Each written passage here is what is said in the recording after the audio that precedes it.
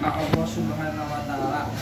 6. Janganlah lari dari medan perang walaupun teman-temanmu gugur. 7. Tetaplah di tempatmu kendatipun wabah penyakit seperti wabah pes dan lain-lain menimpa orang-orang. Corona menimpa orang-orang. 8. Nafkahilah keluargamu semampumu. 9. Janganlah tinggalkan tongkatmu atau rotan untuk mendidik anak-anakmu. Dan 10. Takut-takutilah mereka kepada Allah Subhanahu wa taala supaya tidak berbuat keburukan.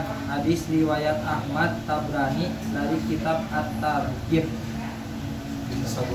Barakallah. Tadi gua tuh sunat naon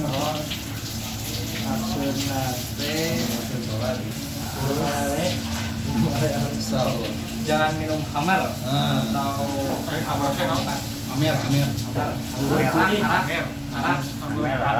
mobil Kang Alo.